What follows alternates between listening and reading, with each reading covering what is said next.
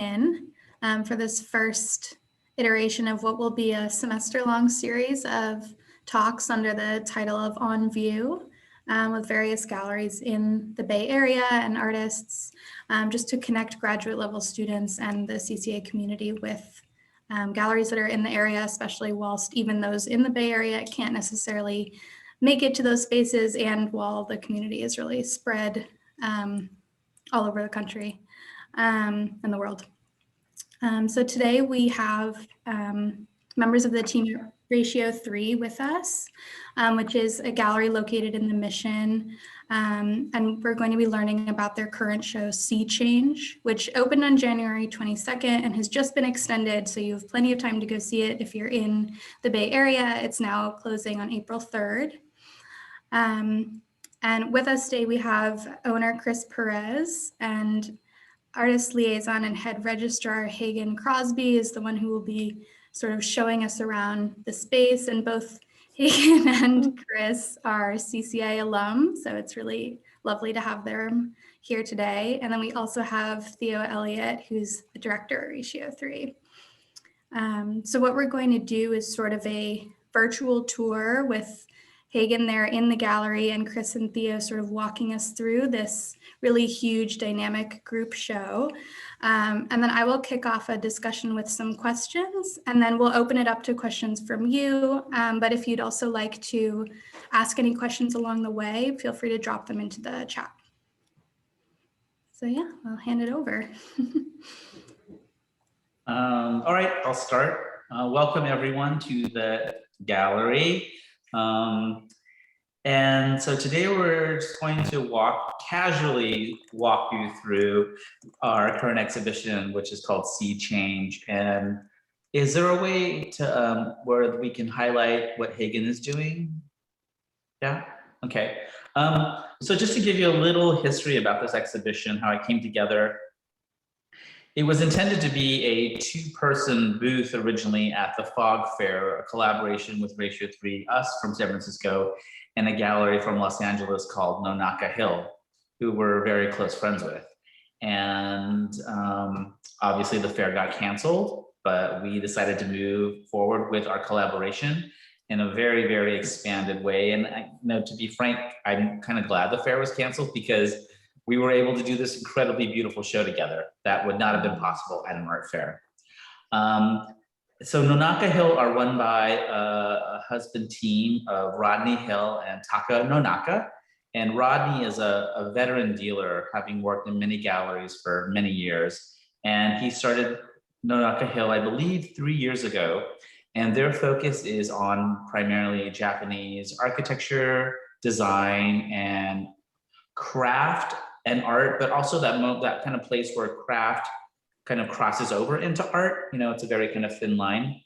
And I love everything that they do. I'm a big fan of their shows. I visit them all the time when I'm in Los Angeles, and I secretly wanted to do shows like they do. I was so jealous when I would go in there, and I'm really happy we were able to bring this together.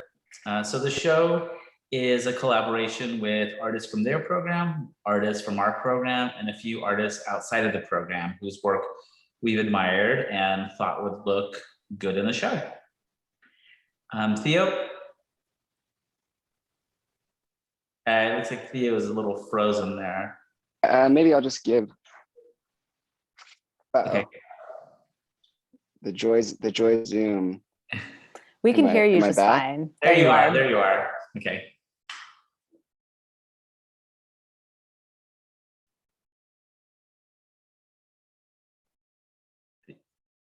He's having some tech trouble. Am I back? There you go. Okay, sorry about that. Yeah, so that was a pretty good primer on the exhibition specifically. Maybe I'll backtrack just slightly.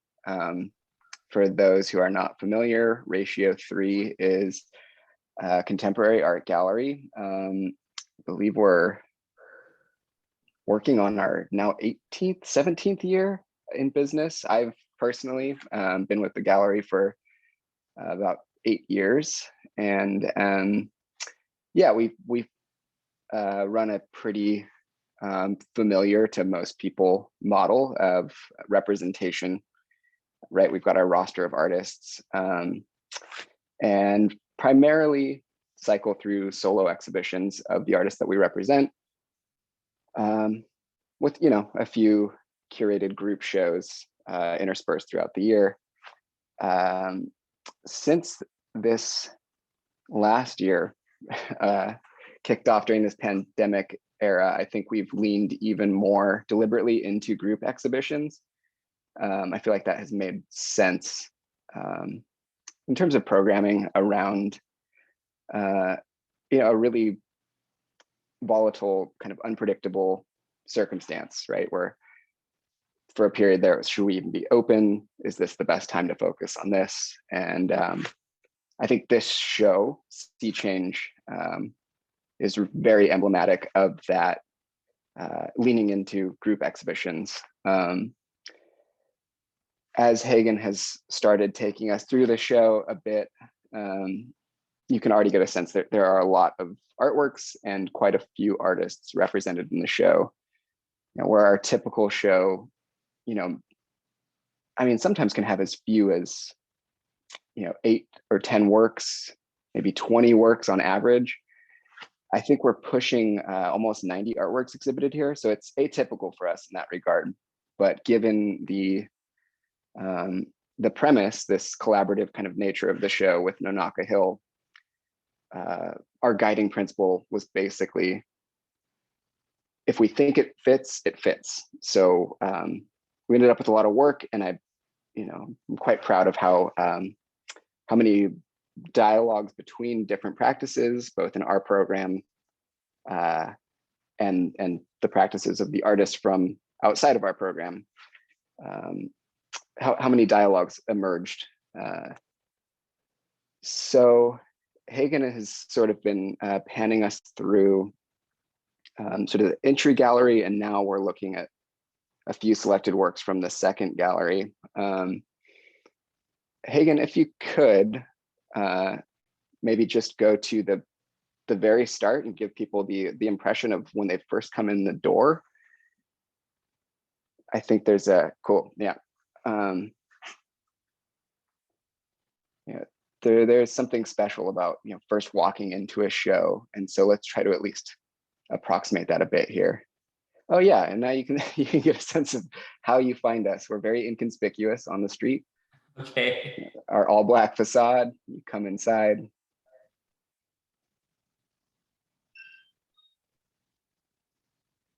And here we go.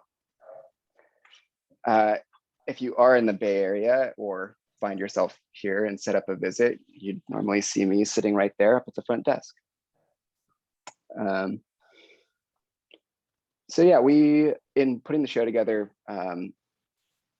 really focused on the works that were new to the program from outside of Ratio 3's roster. So we start with a number of artists who came from Nonaka Hill's represented roster. So we have 2 photographs on the wall here. There's the octopi to the right, the sort of larger mounted photograph, and then to the left, we'll get to those in a sec, but those are another animal. You probably can't recognize them from here. These are by an artist named Kunie Sugiura. She is primarily a photographer, Japanese, though she's been living in New York since the 1960s. I don't know her exact birthday, but she's either 79 or 80 as of this year. And these works were produced in the 1990s. They're essentially photograms, like a glass plate contact print, wherein she has placed living animals on the print. And so you get these, not only the silhouette of these 2 octopi themselves, but these artifacts of the octopi moving around over the photo emulsion, right? So all that sort of gray ghosting. And then we can jump over to the other one, Hagen. These are a couple of frogs. But yeah, so these are just two works from a much larger series. And then there are, between these two works, 3 porcelain works by Kentaro Kawabata. Just incredibly detailed, very delicate. This piece that Hagen's focusing on now, if he shows us in profile, you can actually see, get a real sense of how, yeah, just how delicate the forms were. You can almost imagine how they were handled. You can see this one slumps over and sort of touches the pedestal again. Yeah, not just by its supporting base. And you can even pick up some of the gilding. There's kind of a, yeah, along all the edges, almost like these flower-like folds. He uses both silver and platinum to accentuate. Yeah, oh, that's a great shot.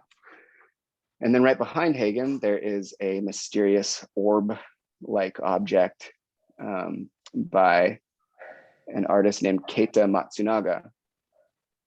So far, all 3 of these artists have been from Nonaka Hill's program, the Collaborating Gallery.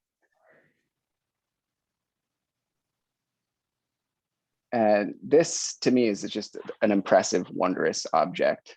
So on the image here, I think the effect is pretty strong. It almost looks like it might be made of wood. It is, in fact, ceramic. It is just clay.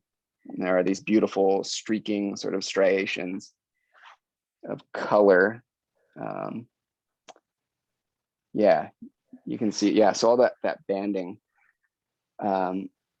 that is a product of how Keita prepares the clay he's working with, essentially just folding over and over, right, multiplying all these thin layers. And then in firing, some of those layers separate and create these splits that give it this almost petrified wood quality.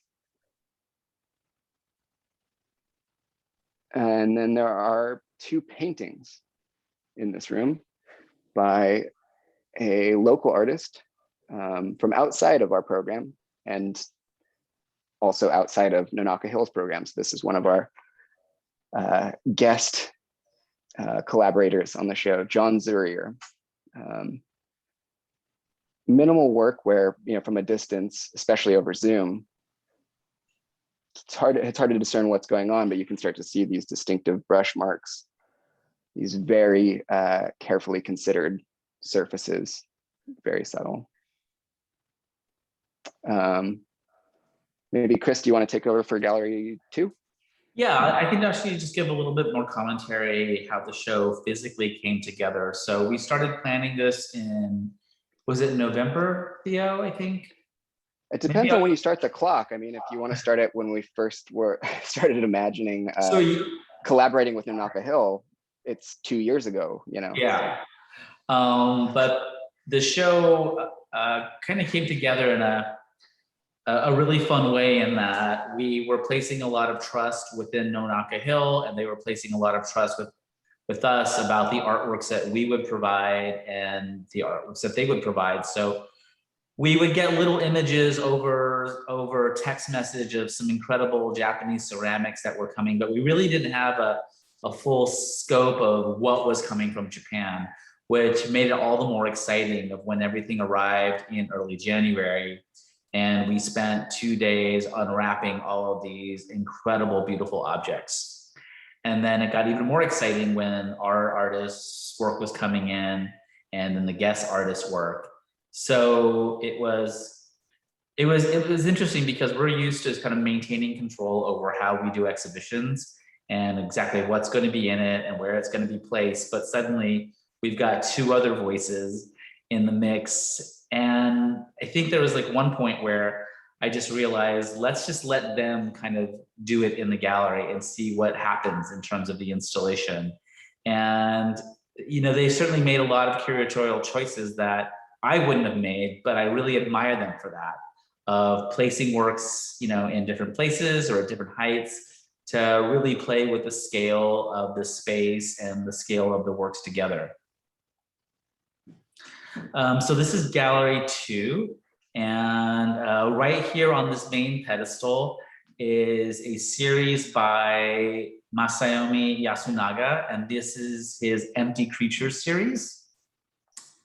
And what you're looking at is, Theo, you might want to chime in here, it's primarily all glaze. Is that correct?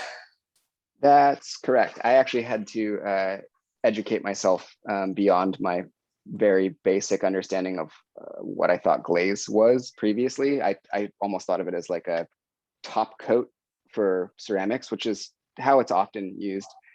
But as it turns out, glaze is not necessarily this liquid. There's a spectrum of glazes, right? Some of which can be quite sculptable, malleable. But regardless of the glaze, apparently if you put it straight into a kiln, it's gonna lose its form, without some sort of support. And so the solution that Masaomi came up with for these works was to take these sort of sculpted glaze forms and bury them in a tray of sand and sediment. Then the sand provides that kind of buttressing support so that they can survive the firing process. So post-firing, he's then excavating the works out of these sand trays in which they were fired. And I think it produces these kind of amazing embedded moments of sediment and just overall this texture that makes them feel like almost anthropological discoveries or artifacts, like where Hagen's focusing now, this little bear-like creature. You get these, we have these bubbles, these kind of pock marks. Hagen, maybe you can show the interior of some of the vessels where the sediment is, visibly embedded. There you go. It's just a fascinating process, and it took me a little while to understand the materials list on these artworks. It would say glaze. That's it. And then as we get further into the show, you'll see some larger scale works by Masaomi that take that same process to a more extreme level. They're quite impressive works. So let's look at Patrick Hill. Patrick is an artist that I've admired for many, many, many years. And he used to live in Los Angeles, where I first saw his work, and moved to Detroit a few years ago. And I've kind of kept tabs on him, of just checking him out online, seeing what he's doing. And I was able to visit him when I was in Detroit. And I've always kept his art in mind for something, but the right opportunity never actually came up until we were working on this show. And I really like how his work interacts with the other works in terms of scale, materials. Patrick works primarily in marble, steel, wood, and glass. And ironically, when I approached Patrick about the show, he was extremely excited to participate, because whenever he's in Los Angeles, he will spend at least an hour at Nonaka Hill looking at all of those shows. And so there's a nice sort of serendipity that happened when we were inviting some of the artists to be part of the show, because they were huge fans of Nonaka's program. I feel like all you have to say to some artists is contemporary Japanese ceramics, and they just get really excited, because it's everything is so foreign and beautiful and mysterious. And Theo, do you want to talk about Miho Dohi? Sure. So panning up to the corner here, there are two of the three works by Miho Dohi. She kind of sets herself apart from the artist from Nonaka Hill's program included in the show, in that she is not working in ceramics.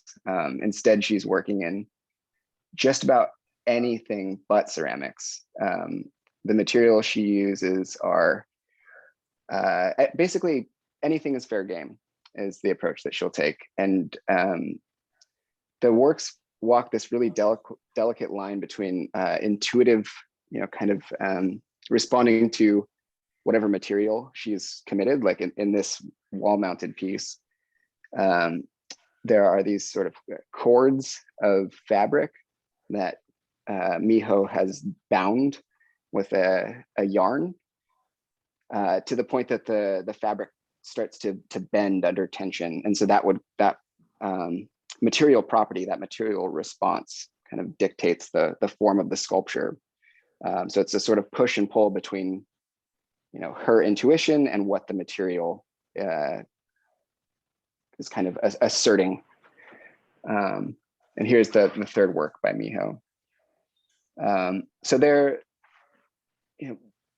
texturally just much different, and in their conception, they stand out from a lot of the other works in the show. We've got them positioned right next to two works by James Sterling Pitt, an artist from our roster.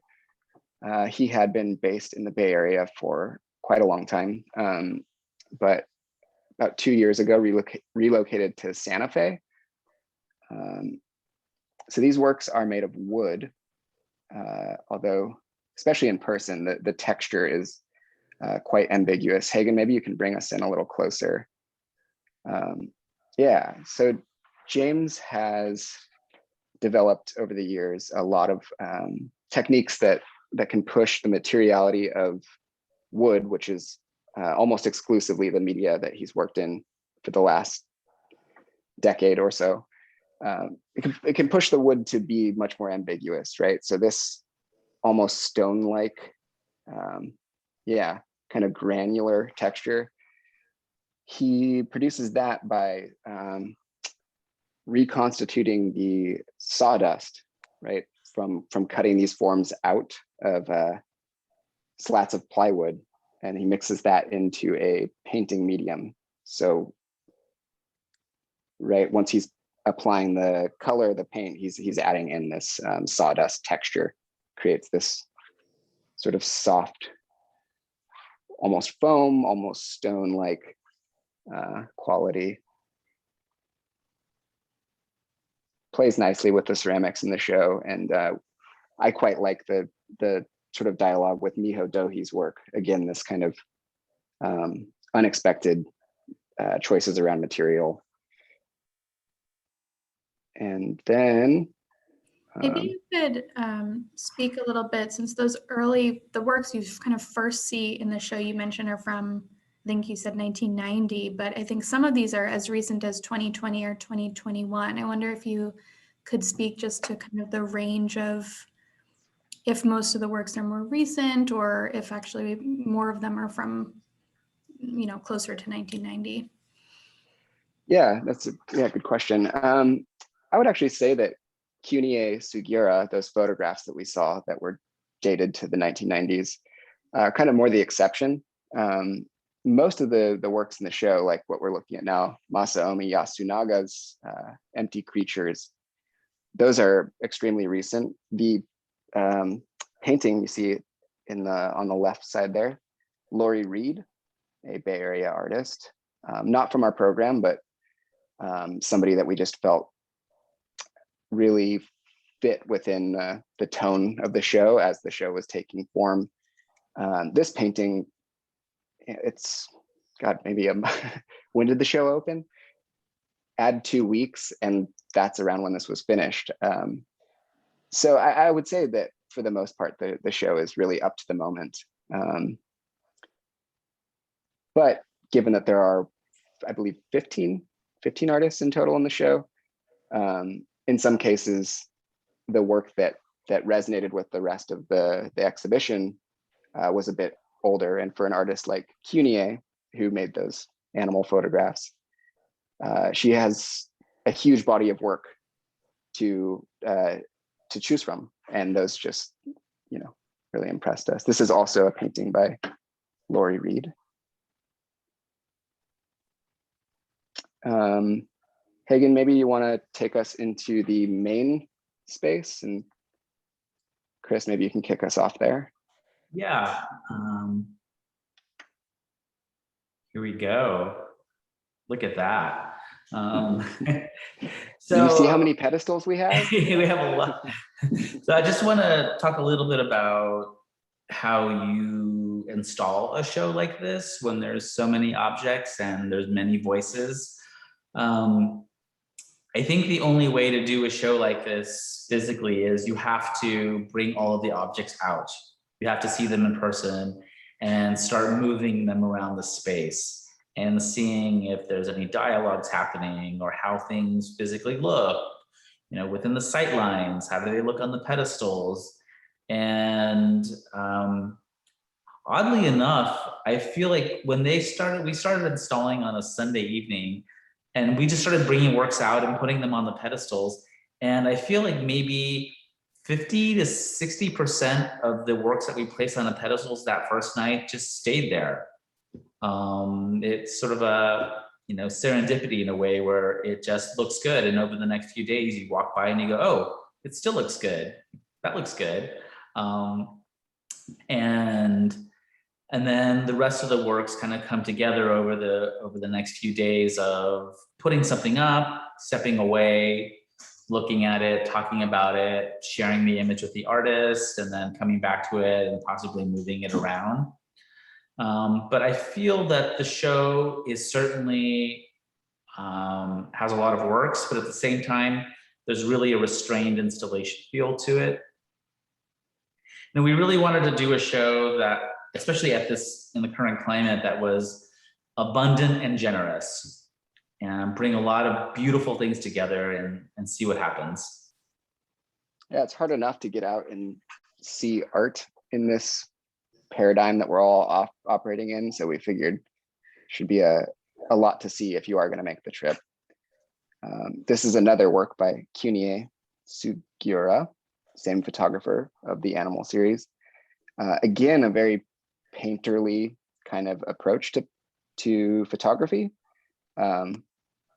more literally in this case. So these are pigment prints on canvas that Kunie has then come back into the work with a paintbrush and sort of accentuated. Yeah, you can even see the sort of stippled brush marks here.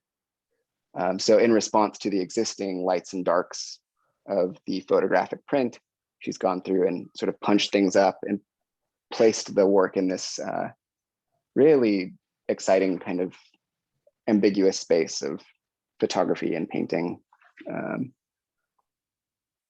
There's one other, oh, actually, let's focus on that one real quick. So yeah, thanks, Hagen. So this is another work by Masaomi Yasunaga, same artist that made those wonderful little empty creature vessels. I think this piece of all of the large scale works might be the best example of how he's taken that glaze as a substrate, right? Taking that approach and embedding sediment and whole chunks of feldspar and rock. Just a bizarre and fascinating approach to aggregating a form together. And then, Hagen, let's maybe look at to your left, yes. So I'm quite fond of this pedestal personally. This is two works by Keita Matsunaga and one work by Ben Peterson. So Ben Peterson's work is on the left here. This is an artist that we've worked with for a very long time. This is a ceramic work, although the surface is a kind of,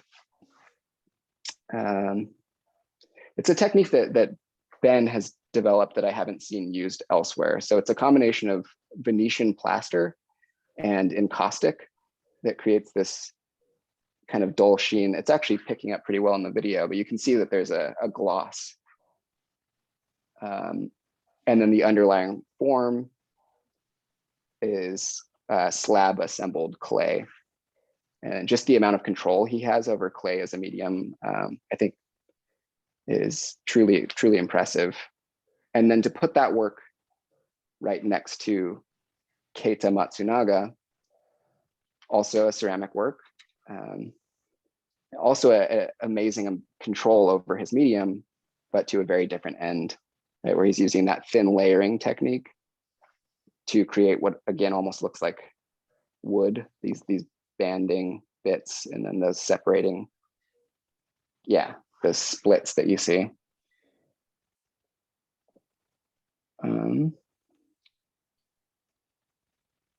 I'd love to ask Theo, when you look at a pedestal like this, where you have someone, like you mentioned, who's a longstanding artist on your roster with one who I assume is from Nonaka's program. Correct, yeah, Keita is from Nonaka's program. I'm curious what the artists in this show from your roster, if they've been able to see this show, how they've reacted to these pairings with artists whom either they may be familiar or maybe haven't seen in person. I guess I'm just wondering what the response has been from your own artists in seeing their works paired like this. Well, I would hate to speak too much for them, but from the feedback that I've gotten, it's been they've been flattered and enthusiastic. You know, I think it's exciting for them to see you know, their artworks in close dialogue with an artist that they might not otherwise, you know, they might never meet in real life. And they, you know, in Ben's case, he's admired Nonaka Hill's roster and the artists thereon from afar for quite a while. So the pairings here, right? This is another example, Ben Peterson's work next to Kentaro Kawabata. Yeah, I think that they're excited to see what comes out in their own work when it's put into such a close dialogue. And presumably vice versa. Granted, we haven't heard as much from Nonaka Hill's artists. One, they're in Japan, and two, many of them, you know, English is a second or third language, so some might be lost in translation when we have touch base. But it seems that all the artists have really enjoyed being part of the show. I think that's fair to say. Chris, do you want to maybe do a little? I'll do a little something Tomohisa. about. Yeah. Yeah, Tomohisa Obama, perhaps. Yeah, let's go to Tomohisa Obama on the floor, Hagen. So we have 4 works here by Tomohisa Obama, who is one of their younger artists in their program. And his approach to ceramics is very, very experimental. I also want to tell you that I've learned a lot about ceramics doing this show, and I'm sometimes not quite sure I understand everything, especially the history of ceramics in Japan, which we know goes back hundreds, maybe over 1,000 years. And I feel like a lot of these artists learn the basics of ceramics and their tradition in Japan, but then kind of take it, kind of abandon those, maybe say shared values and take it into a very different direction. So this first piece is made up of multiple discs that were all made and glazed at the same time, but they were fired in 3 groups in 3 different kilns, 1 electric, 1 wooden, and 1 gas. And so each kiln produces a very different texture on the surface of the ceramic piece. And a piece like that is malleable in that you can move it around. Hagen, do you wanna move one? So it's not a stagnant piece. Don't touch the art. Don't touch the art. Don't break the art. It's you know, also Tomohisa's work is a little more playful, like something like that. It's not a stagnant piece. It's a piece that can, you know, move around and be fluid and change for the space. And then its companion piece is right next to it. And that is sort of the same idea, but all the discs are actually adhered together. So it's one piece. And then here with the brighter green ceramic is a piece of clay that was frozen. And so when you freeze clay, there's water in it. And as you freeze it, the water expands. And then once it was frozen, he put it into the kiln which we know is a very high temperature. And so the water quickly contracted, producing this almost like meteorite kind of space rock effect that we're seeing. And then the square ceramic, from what Nonaka told us, it's a piece of clay that was dug up directly out of the earth. I think a rice field is what I was told. Not manipulated in any way other than glazed and then fired. So it's like there's a real purity to that piece where it's just a piece of clay directly out of the earth and then fired. And then do you want to go to the lonely piece, Hagen? And this one is probably the most playful, surprising piece in the show. It's a simple sphere. Do you want to get close to the sphere?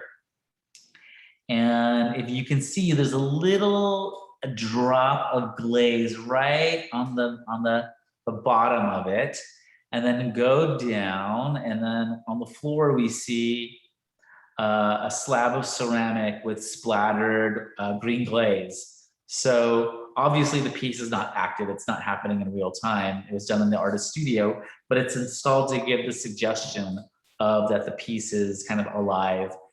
And when we were installing the piece, Nonaka asked Tomohisa how high he wanted the orb, the ball. And he said, well, the higher you make it, the lonelier it feels. And so we just felt like, well, maybe this is our threshold of loneliness right now, and we'll just take it this high. And let's go into the third gallery. I feel like we have a lot of stuff to talk about, but we're running out of time. Well, we can wrap this one up fairly quickly, I think. Yeah. So all of the works on the risers and pedestals, including this one that Hagen is focusing on, are all by Keita Matsunaga. So this is the same artist who made that, fascinating orb-like structure at the beginning of the show, and then those wooden banded, or apparently wooden banded ceramic sculptures that we saw about midway through. So this is almost like a mini survey of Keita Matsunaga's work and sort of the range of what he's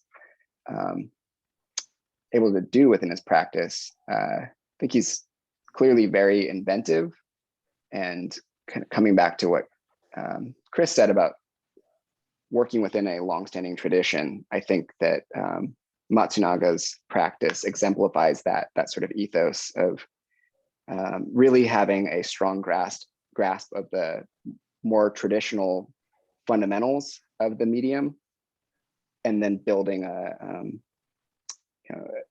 inventive layer interpretation on top of that.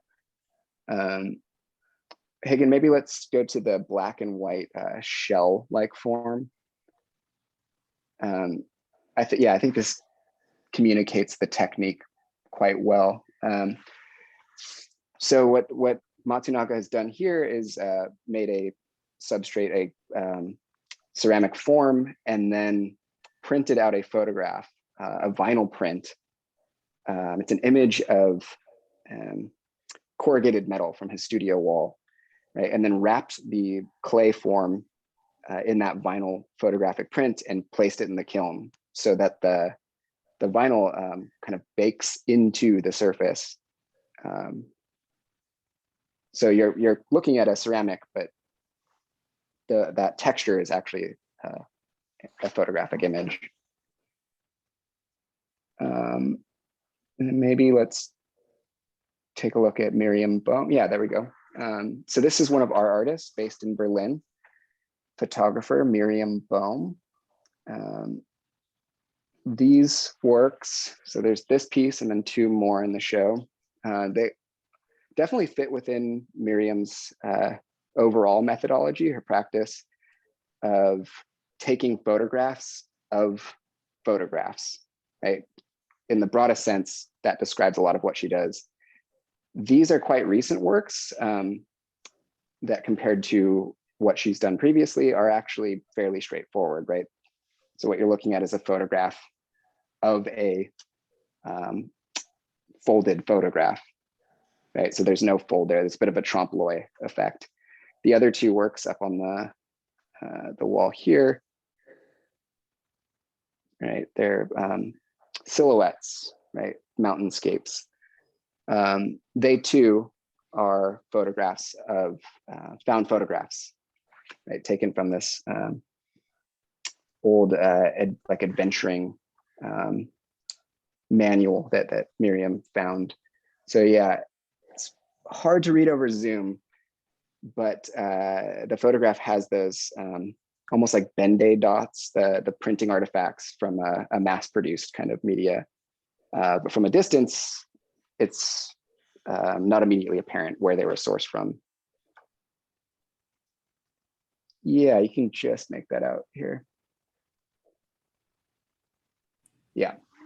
Speak a little more to the relationship between the paintings and photographs that are in the works and the ceramics. I'm kind of wondering if, like the chicken and egg situation, if you started out with ceramics and started introducing those 2D works, or were they always included, I guess is the question.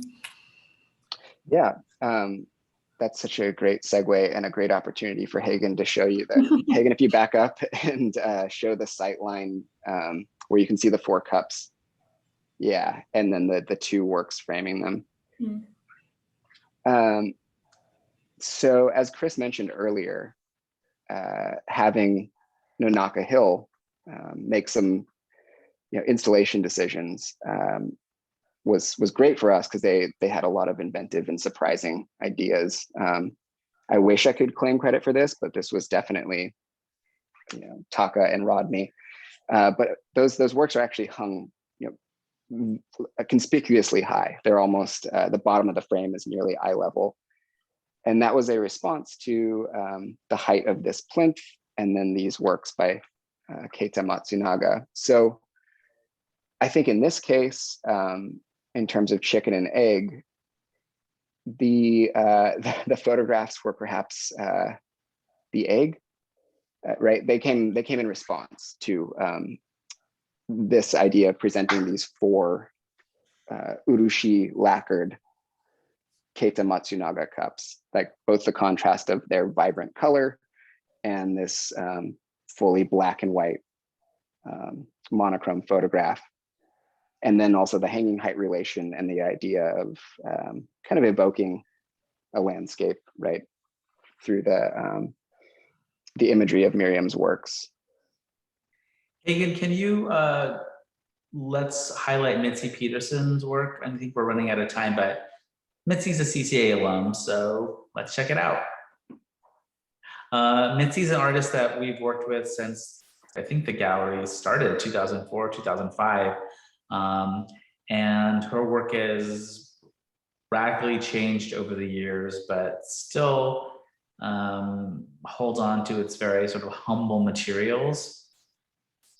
And this is a series of new, I guess you would call them collage works on paper, of torn and cut pieces of colored paper, Xeroxes, pieces of paper that have been painted, all on top of reflective silver paper. And it's a little difficult to see, but each one kind of comes off the surface a little bit. I don't know if you can see that. Hagen, maybe go over to the small green work. I think that one has a lot of relief, and you can, I think it would come across over the Zoom, the idea of that choice that Mitzi made to use this reflective sort of mylar substance, right? It creates this nice doubling effect of the sections of the collage pseudo sculptural objects, right? They reflect themselves back and imply these spaces that don't quite that don't literally exist.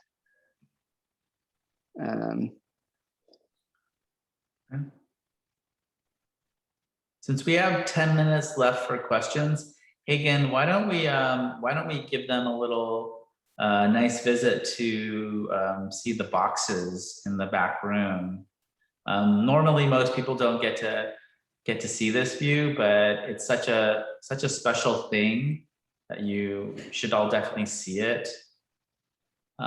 So this is a sample of what you got to unwrap over 2 days. Almost all the ceramics each came in their own custom box that is covered with Japanese paper and filled with incredibly beautiful plastic and styrofoam.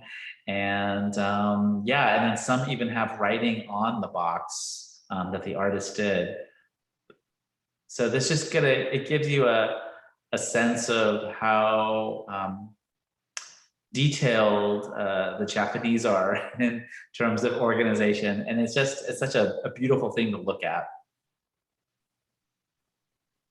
Yeah, that's amazing. Thank you for bringing us into this. Yeah, of course. It's like Christmas for 2 days. We might need some help putting them back in at the end of the show. So that's our show. Yeah, thank you so much. And thank you, Hagen, for your masterful iPad maneuvering. Very good job. And thank you for running us through what is obviously an enormous show, rather quickly, all things considered. But I think that gives us a great intro. And if anyone else has questions, please feel free to either unmute yourself or use the chat. I wanted to ask just off the top about the title of the show and how it kind of relates to the overall conceit, and you spoke about how the collaboration came about, but I'm wondering about, the themes that emerged from that point forward when you started expanding the artist list. Mm-hmm. Yeah, the title of the show. Well, like any show, you go through a list of titles and you kind of play with those and see what's appropriate, what sounds interesting, and then almost kind of what really resonates and what is true in a way. And we settled on Sea Change, one, because we were going into a new year. We opened the week of inauguration. I don't know, it just felt like a really positive thing to say. And then in some weird way, a lot of these works have this kind of very aged sort of feeling to them. Like things like, especially Masaomi, things that were dug up out of the sea, things that have been submerged for a long time and now are alive in the world. Theo, do you have any thoughts on the title? I think you covered it pretty well. I might just add, when in doubt, just plagiarize Shakespeare. It's always a safe bet.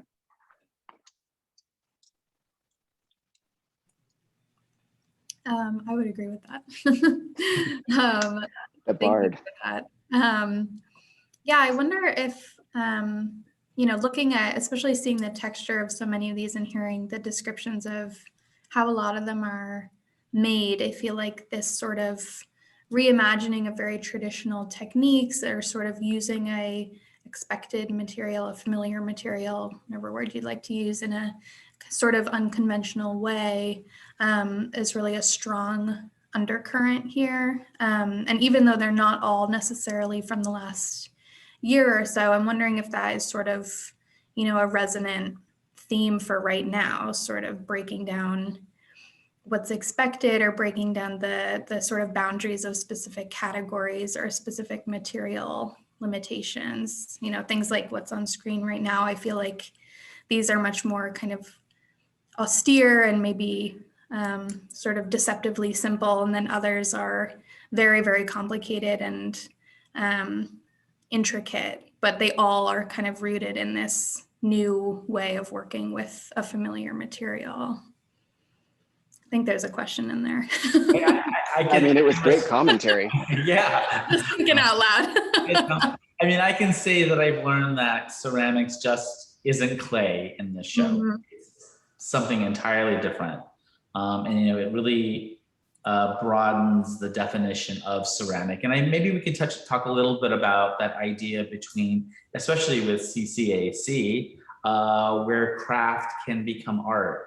I mean, I feel like in the past few years that line has certainly become a lot more vague in the contemporary art world, where artists who are painters or sometimes working in ceramics. You know, someone like Sterling Ruby, who is known for his paintings and large installations, also does ceramic works. And so how do we differentiate when someone who strictly does ceramics is, are they a ceramicist, or is it craft, or, you know, is it art?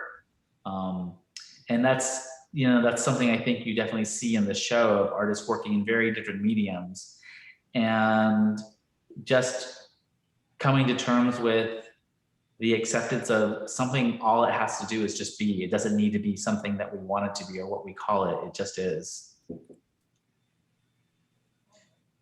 Did that help? Did I? Yeah, I think that's interesting. And I think, you know, that question of whether these artists would consider themselves, you know, craftsmen, or if that's sort of a title they would, you know, never adopt or never want applied to their work is an interesting sort of I think, I certainly feel that they would consider themselves, the Japanese one's craftsmen, because there's certainly a high level of craft happening, you know, many years of working with these materials and learning how to manipulate them. And there's also context too. You know, if you saw some of these in a store on Union Street, would you give it a second thought? Would you spend time with them? But you know, once you put them in the context of a large exhibition in a contemporary art space, it's a different headspace, right?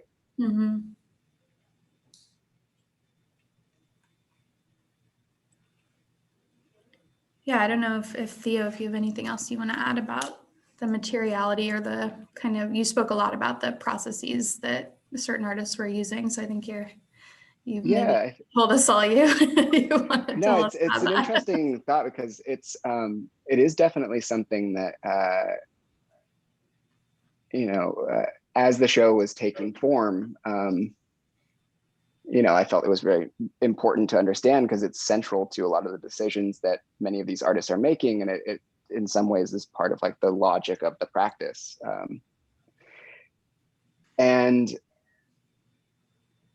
This is, you know, kind of like hindsight is 2020. I can almost, you know, retroactively pin this motivation on the decisions to put these specific artists in the show, and to put, you know, certain works, you know, adjacent to one another. But I think that maybe all of us at Ratio 3 and at Nonaka Hill were, you know, after a year of feeling sort of disembodied and separated, excited to focus on the material, right? To have a sculpture heavy show where the materiality and the details are so much of the joy of spending time with the work. You know, it sounds nice and it feels true to me now, but I don't know that we were thinking in those terms when we were making those decisions. But I do think it, at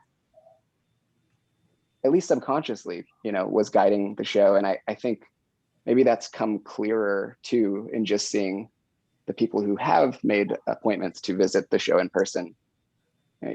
You can just, even if they don't speak to you right away, you can see them just soaking in, like, yes, I'm in front of art again, finally, like, thank you, which has been very gratifying, you know. Yeah, I don't think this is the kind of show that we would have done as an online presentation. It just wouldn't have worked. Yet here we are on Zoom. I know, enjoying it. Well, and I imagine it was, you know, have you collaborated with other spaces before? Because I imagine obviously doing that collaboration with someone in LA from a distance, it sounds like maybe they were able to come up for installation, but I think a lot of the conversations happened more like this. And I wonder if that was challenging or something that was exciting to be working on. No, we've collaborated with many galleries in the past, but nothing this intensive and in depth. And it was exciting to have some different voices in the space. Yeah, you could just kind of let them do the work all day, and then. It is nice though to not, I don't know, to relinquish control of the steering wheel, so to speak. Like, at least for half of it, if not 75, we, you know, I'd like to think, and it seemed like they were enjoying responding to a different space, right? A different template for an exhibition. You know, they do amazing things with a admittedly small box of space in LA. And I think having our weird geometry and larger space, it was fun for them to, you know, have something new to react to. Mm-hmm. Well, we're just about at 3. I want to see if anyone else has other questions to either put in the chat or just feel free to unmute yourself. Or just comments. I think this was so great. Thank you. I mean, it's nice to see art even in this virtual way. I liked what Catherine said in the chat about, you know, the materials masquerading as other materials, and was just thinking a lot about, you know, fluidity and how just a lot of these ceramics also just represent the flexibility that we've all been forced to practice over the last year, and like rethinking glaze or rethinking, you know, firing, or you know, taking something from the earth and making it look like it's from the sea, or, you know, expanding, you know, into like 3D collage, or just, I don't know, there seems like there's this like nice kind of, you know, fluidity related to materials that's common between a lot of the works, and was interesting to see. Thanks for joining us. Thanks for hanging out for an hour. Yeah, thank you so much. It was really nice to see the show in this way. I actually really enjoyed seeing it this way. It's very calming. So kind of slow panning around. So and hearing all of your insights too. So thank you so much, and thank you everyone. Thanks to Hagen too for being our cameraman. Yes, steady hand Hagen. Yeah, steady hand.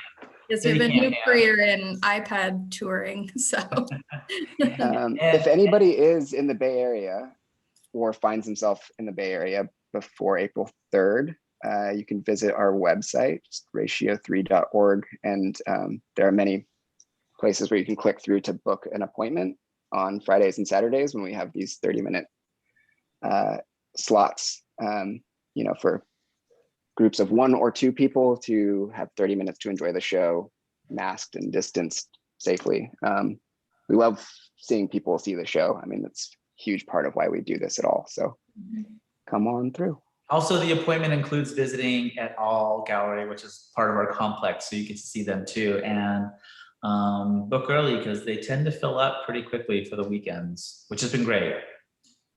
Yeah, that's great news.